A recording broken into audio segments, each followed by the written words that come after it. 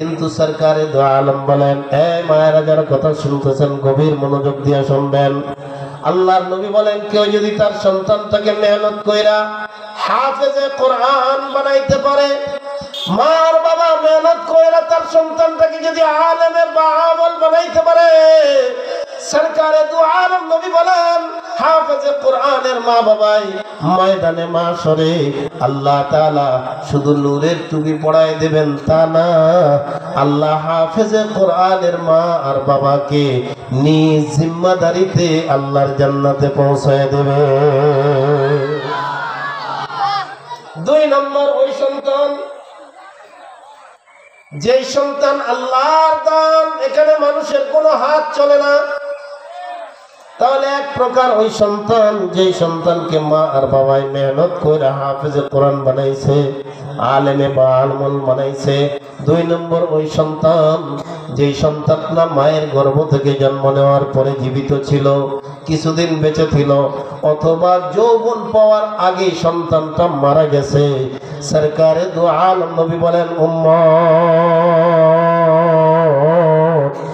আমি নবী জন্মের আগে যেমন বাবা হারাইছি, আমি নবীরও এমন সন্তান জন্ম নেওয়ার পরে জীবিত ছিল, এরপরেও সন্তানটা মারা গেছে।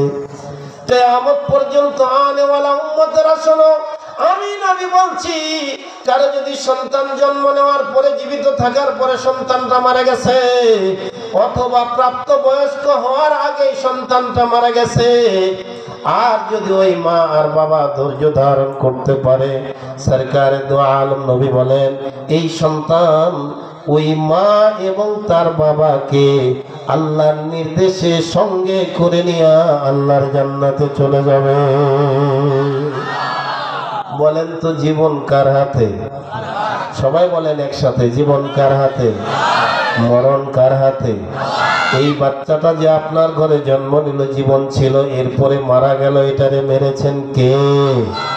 এটা আল্লাহর দান। আপনার প্রতি আল্লাহ বড় মেহেরবান। এই সন্তানের কারণে সন্তানের মা বাবাকে আল্লাহ নিজ হাতে জান্নাত করবে দান। 3 নম্বর, সরকারে দু আলম নবী আপনার আমার পয়গম্বর মদিনাতুল মুনাওয়ারা থেকে এক যুদ্ধের ময়দানে গেলেন। পরন্ত বিকেল, ডুবন্ত সূর্য, নবীজি ফিরে আসলেন জিহাদের ময়দান থেকে। আল্লাহর পয়গম্বর মদিনায় ঢুকছেন, হঠাৎ করে নবীজির সামনে এক মহিলা। আল্লাহর পয়গম্বর তার দিকে তাকায় চিনতে পারলেন। নবীজি আর 2 চোখের পানি ধরে রাখতে পারলেন না। আপনার আমার পয়গম্বরের চোখ থেকে মুক্তার দানার মতো পানিগুলো টস টস করে গাল বেয়ে বেয়ে পড়ে যায়। আল্লাহু আকবার। সরকারে দু আলম ডাক দিয়া বলেন, বোন, আমি নবী তোরে একটা কথা বলি, শোন। আমি নবীর সঙ্গে তোমার জওয়ান ছেলেটা বুঝি জিহাদের ময়দানে গিয়েছিল? মেয়েটি বলে, নাম ইয়া রাসূলুল্লাহ। ও আল্লাহর পয়গম্বর, হ্যাঁ, আমি সুন্দর করে আমার সন্তানটারে সাজাই দিছি।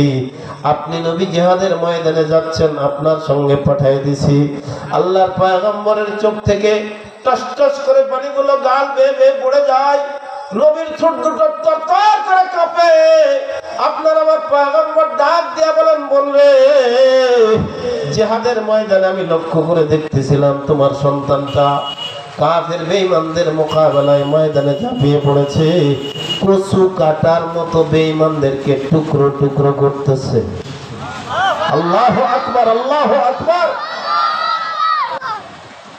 আমি নবীর দিলটা ভরে গেছে। আমি লক্ষ্য করে দেখতেছিলাম, এক পর্যায়ে এক বেঈমান এমন করে তোমার সন্তানটার উপর আঘাত করেছে, তোমার সন্তানটা জমিনের মধ্যে পড়ে গেছে, শাহাদাত বরণ করেছে।